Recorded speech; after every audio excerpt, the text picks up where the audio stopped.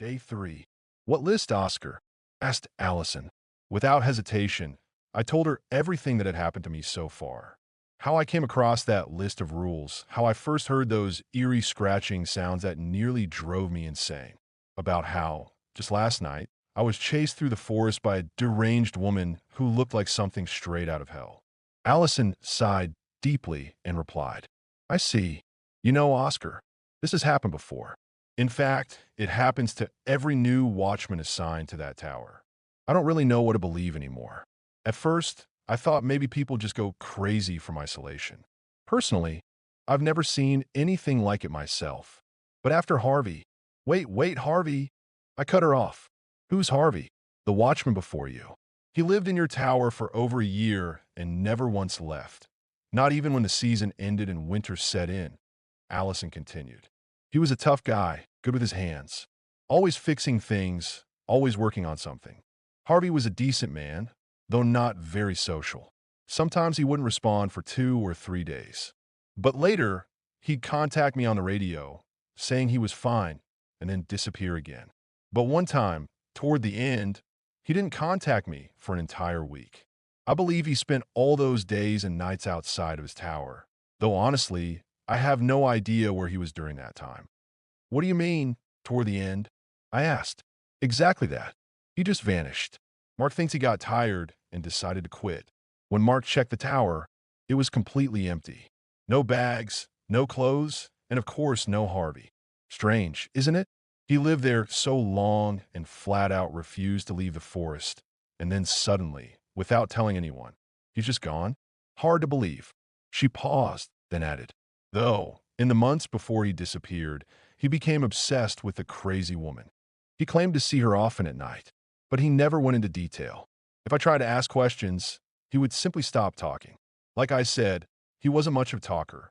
When I applied for this job, the listing said there were no open positions, but they were accepting candidates in case someone left. So, they already knew a vacancy would open soon. I have no idea why they wrote that, she replied. I've been working here for 2 years, but I don't really know much beyond my own duties. And who worked here before Harvey? I asked after a moment. Another guy. His name was Rick, Allison said. He left just a few days after I started. One day, he asked me if I had ever seen a woman in the forest, a woman who smiles. I said no, and asked him if someone else was living out here besides us. He gave me this really disturbing look, but said nothing. Then he just walked away. I figured he was some kind of weirdo, or maybe he'd already lost his mind from living in the forest. To be honest, I didn't feel satisfied with the information she'd given me. I couldn't tell whether she truly knew so little or if she was hiding something. So I decided to dig a little deeper and get to know her better. Allison, what made you take this job? Well then, I suppose this morning we'll be sharing all of our secrets with each other, won't we? Allison gave a nervous little laugh. I stayed silent, not letting her dodge the question, and finally she answered. Oscar, the thing is my sister. She went missing, disappeared in these very woods, Allison said, her voice trembling. It happened right before I took this job. I came here. I don't even know why. Maybe to try to find her. Maybe to distract myself. Or maybe to help others who might get lost here. I really don't know. Allison began to cry through the radio. Allison, I'm so sorry about your sister, truly. I didn't mean to upset you or remind you of such a tragedy. I wasn't going to press her with more questions. I wasn't sure if she was hiding something from me or not, but right now we had a friendly relationship, and I wanted to keep it that way. I didn't want to become her enemy or drive a wedge between us. So I decided to close that painful subject. I thanked her for opening up to me. So then, Harvey simply vanished, and both he and Rick might have seen the smiling woman. It must be the same insane figure that chased me through the forest last night. I don't want to believe in all this nonsense, but I still get chills when I recall that horrific scream and the way I ran, desperate to escape her. I lay in bed all day until evening, not sleeping, just trying to make sense of all the information Allison had shared with me. Maybe the camera could give me some answers. The camera I found yesterday was now fully charged. I turned it on, and the screen showed 3 options: photos, gallery, settings. I chose gallery. There were a few photos of a lake, a house, a car. Nothing that seemed useful. But as I flipped through them quickly, I suddenly noticed an image of a tower. Wait, that's my tower, the very one I'm in right now. And at its base stood a family. A family of three. The father, dark, shaggy hair, long as if he hadn't cut it in 5 years. A big, sturdy man. The mother, blonde, with a beautiful smile, her hand resting on her husband's shoulder. And the third figure, a boy, short chestnut hair, strikingly resembling the man, likely his father. I kept scrolling. No more photos of them together, only of the man. Selfies inside the tower, views from its windows, the outbuildings, some trails. Could this be Harvey? Or Rick? If it was Harvey, then maybe it makes sense he had a wife and son waiting for him, which would explain why he wanted to leave the forest. But Allison never said anything about either of them having a family. Things are getting more and more confusing. I didn't understand any of it. And the photos grew stranger. The next one, clearly a bunker. The very bunker I had discovered nearby, dug into the earth, with only a sleeping bag and this camera inside. But in the photo, it looked unfinished, as if still under construction. Whoever owned this camera must have been building it. But Allison said Harvey was just an ordinary man, never showed any strange behavior, right?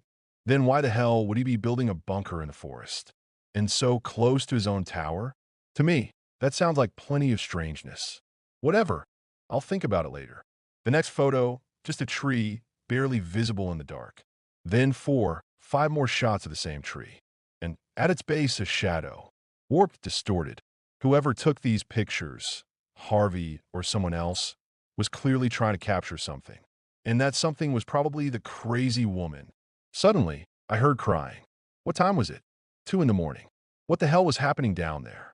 It was a woman crying. Not too close, but loud enough that I could hear the drawn-out, wailing sobs even while sitting on my bed. I remember the rule. Rule 3. If you hear a woman crying between 1 a.m. and 4 a.m., ignore it. But I couldn't just sit there listening. The crying sounded so pitiful, so convincing. I wanted to go help. What if someone really needed me? As quietly as I could, I put on my gear, grabbed my flashlight and the radio, and opened the cabin door. Carefully, I descended the steps, lighting the path before me to avoid tripping. The sobs came from deep within the forest, so I made my way carefully between the branches.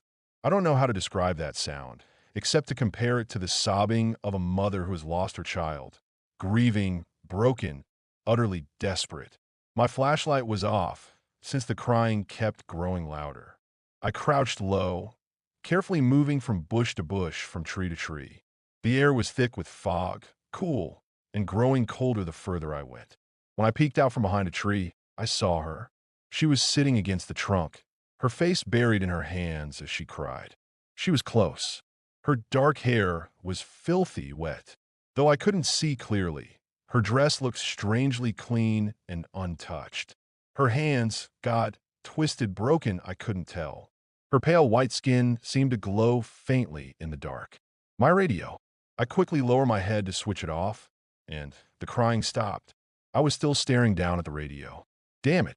She heard me. My stomach turned. I forced myself to look up slowly. She was staring at me. Her hollow, dark eyes were wide, lifeless. Her brows raised, and she was smiling. That smile stretched unnaturally wide, far too wide, across her face, wider than a human smile could ever be. Tear streaks ran down her cheeks, sliding along her sharp cheekbones, dripping down her thin neck. That was it. I was done. I had to run. I couldn't look away from her, but I tried to force myself. Half a minute passed. She didn't move. Her eyes locked on mine, that twisted grin still carved across her face. Just as I was about to gather enough courage to turn my back and run, a branch snapped under my foot. I glanced down, then back at her. She was gone. This was my chance. I turned and bolted. I ran without looking back, dodging trees, stumbling, but never falling. How could she vanish so quickly? The tower came into view. I sprinted up the stairs, climbed fast, and burst into my cabin, slamming the door shut. Silence. Nothing. I peered out the window. No one below. Damn. I dove onto the bed, switched on the lamp, and yanked the blanket over myself. I tried to calm my breathing, to listen carefully for any sound outside. Nothing. Total silence. I peeked out from under the blanket, gathering the courage to call Allison on the radio, when I noticed the dirty footprints on the floor. Bare feet. They weren't mine. I still had my boots on. The prints led from the door, across the cabin, straight toward my bed. And that's when I realized why I hadn't seen her when I looked out the window. She was already upstairs, maybe standing right by the door. My whole body trembled. I couldn't move. The only thought pounding in my head. She might be under my bed. Day 4. I know she's there. I can feel it. She's under my bed. I try to remember the rules. Did they say anything about this? 2 of them might apply, but I don't know which one I should follow. Rule 6. If you wake up and see the terrifying, smiling woman staring at you through the window, hide under the blanket and hold your breath. She will enter your cabin, and you'll feel her breath right next to you, as if she's leaning over you. Do not breathe. It will only last a few seconds. Endure it. The moment you feel her leave, turn on the main light immediately. Or, Rule 9. If at any point you return to your tower and realize someone is already inside, run. Don't stop until you reach the next ranger's post. Don't you dare look back. She will be chasing you.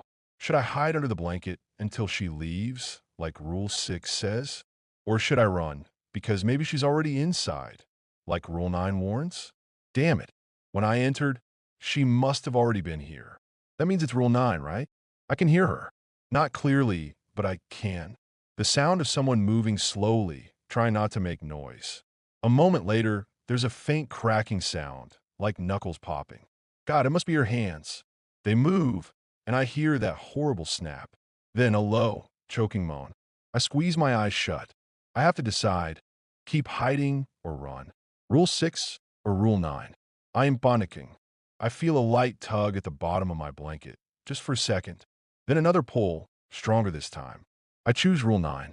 I bolt from the bed, tear the door open, and slam it behind me with a deafening bang. I don't look back. I can't. I'm already halfway down the staircase when I hear the crash above me. The door slams again. She's left the cabin too. I hit the ground running. From above, I hear footsteps pounding down the stairs. She's following me. I sprint down the trail toward the bunker. Behind me, the wet slap of mud, the rustle of grass, growing louder, closer. She's catching up. I reach the bunker and quickly pull it open. I scramble down the ladder, slamming the hatch shut behind me. I can hear her. She's pacing above me, right over the hatch, rustling through the grass, circling. Those low moans freeze me in place until she suddenly starts screaming again. The kind of scream that makes every hair on my body stand on end. I press myself into the corner of the bunker, eyes locked on the hatch. I can't see anything through the dark, but I can hear her moving out there. Maybe she didn't see me climb down here. Maybe she doesn't even know this place exists. This must be where Harvey stayed, those nights when he didn't return to his tower. Allison said she never knew where he disappeared to during his final days. Maybe this was it. Now, silence. Nothing. It's been 20 minutes. I think she's gone. But I'm not making the same mistake twice. I'm staying here until morning. You might wonder why I broke the rule, why I didn't run to Allison. The answer is simple. Running through the forest at night, with no light, all that way, it would have been suicide. The bunker was close. It was the only safe option. Eventually, I drifted into sleep. I woke to the sound of wind and bird song trickling in from outside. Even now, the memory of last night crawls under my skin.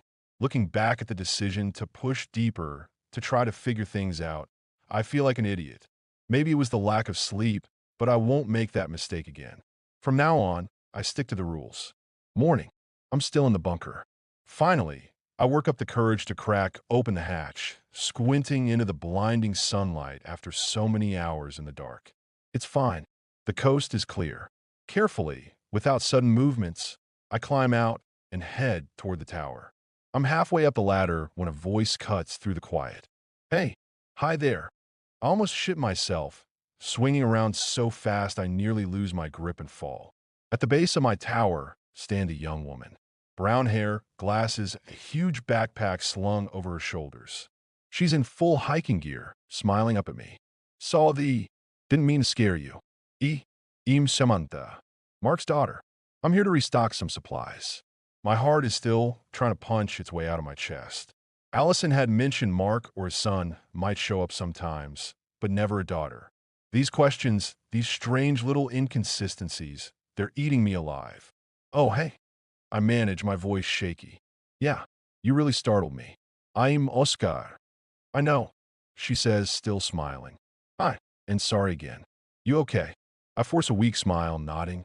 Just a little spook, that's all. I thought it would be Mark or his son stopping by.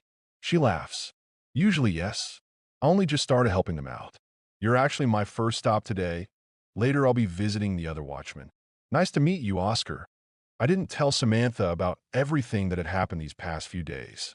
I didn't want to scare her, or worse, make her think I'd lost my mind. After she left for Allison's, I spent the entire day on my bed, trying to rest, both mentally and physically.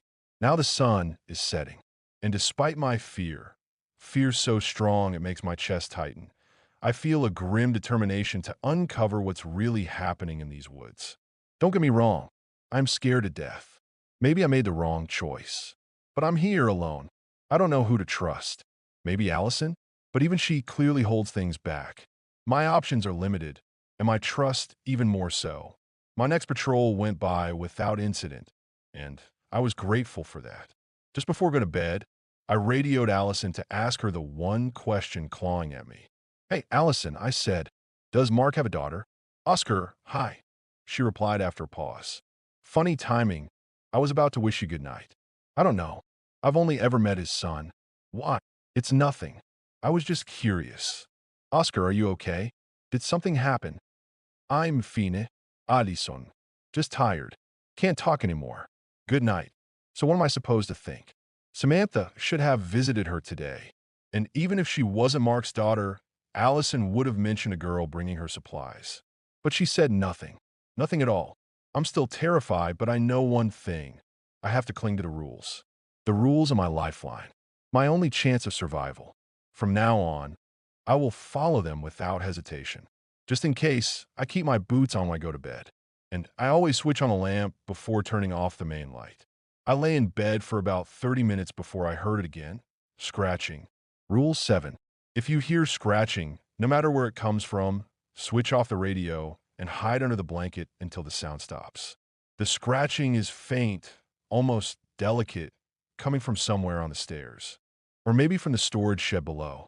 I lunge toward the radio, switching it off. Check the handheld. Off as well. Then I rush back to bed and hide under the blanket. But the sound continues. Louder now. It's slow, drawn out, like a nail dragged across wood. Each scrape lasts a few seconds, followed by a silence of 10. And then it starts again, closer this time. Closer, until it's right next to me. At my bed. I hold my breath, squeeze my eyes shut. Forget the rules. I'm just paralyzed with fear. The next scrape is the longest yet. It's either at the foot of my bed or at my door. I don't know which. My mind is foggy with panic, but I refuse to move. And then, silence. The scratching stops about 10 minutes later. I don't know how my heart hasn't given out. Now all I can hear is the whisper of the trees outside. The wind brushing through the leaves and branches, making an eerie, hollow sound right beyond the walls of my cabin. I've already decided. I'm staying in my bed until morning, just in case. But then, I hear something else. Quiet footsteps. Each rapid thud on the stairs grew louder until I realized someone was running up. In a panic, I forgot the rule. Instinct took over. I leapt out of bed and rushed to the switch. I flipped it on, and instantly the sound stopped. I froze there, standing by the switch, waiting for something to happen. But nothing did. Still trembling, I moved toward the list of rules I kept on my nightstand. I picked it up and checked if I'd done the right thing. Rule 5. At night, if you hear someone running up the stairs of your tower, turn on the main light and do not turn it off until morning. If you fail to do this before she reaches the top, it will be too late. Thank God. I knew keeping the main light on was part of most rules, and I was beyond relieved that I had acted correctly. I peered out the window. Nothing suspicious below. I looked toward the staircase. Nothing there either. Nothing at all. Only silence. 2 hours have passed since something or someone tried to climb my stairs. I know I won't be sleeping tonight, so I decide to use this time wisely. I take out the map and study it intensely, committing every route around my tower to memory, learning them like the back of my hand. And I discovered something new. I managed to find the shortest path to the neighboring tower, a path that should take the least amount of time, crucial if I ever need to make a quick escape. And although I still think I can trust Allison, more than anything, I want to see her face to face. I want to talk to her, not through a radio, but in person. So I've made up my mind. Tomorrow, I will go to Allison's tower and get answers.